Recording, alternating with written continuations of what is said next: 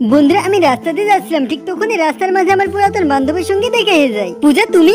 আরে দীপিকা কেমন আছো? এত বছর পরে দেখা হলো, তুমি এখনো আগের মতোই আছো। তুমি চেঞ্জ হয়ে গেছো এবং অনেক সুন্দরী হয়ে গেছো। হ্যাঁ তা তো হবোই, কারণ আমার অনেক ধনী ফ্যামিলিতে বিয়ে হয়েছে। এ দেখো আমার হাজবেন্ড এই ব্যাগটি আমাকে গিফট করেছে। বাহ অনেক ভালো কথা তো। দীপিকা আমার একটি পার্টিতে যেতে হবে, আবার অন্যদিন দেখা হবে। ম্যাম এই নিন, আমি আপনার ব্যাগকে ফেরত এনেছি। তোমার যদি কোনো গুরুত্বপূর্ণ কাজ না থাকে তো এখানে বসো। আমার অনেক কাছের একটি বান্ধবী আসছে। আচ্ছা ঠিক আছে। পূজা তুমি এখানে? দীপিকা তুমি চলে এসেছো? তোমরা দুজন কি একে অপরকে চিনো নাকি? হ্যাঁ আমরা দুজন একসঙ্গে পড়ালেখা করেছি। বাহ এটা তো অনেক ভালো কথা। তোমরা দাঁড়িয়ে আছো কেন, বসো। হ্যাঁ হ্যাঁ অবশ্যই, সামনের সপ্তাহে আমার বার্থডে, আমি একটি পার্টি অ্যারেঞ্জ করেছি, তোমরা দুজন অবশ্যই আসবে। টেনশন করো না, আমি অবশ্যই আসবো। পূজা তুমি আমাকে হঠাৎ কেন ডাকলে? কালকে শ্রাবণী আপুর জন্মদিন, তুমি ওনাকে এটা গিফট করতে পারো, উনি অনেক খুশি হবে। পূজা তোমাকে অনেক ধন্যবাদ। আসলে আমিও বুঝতে পারছিলাম না শ্রাবণীকে কি গিফট দিব।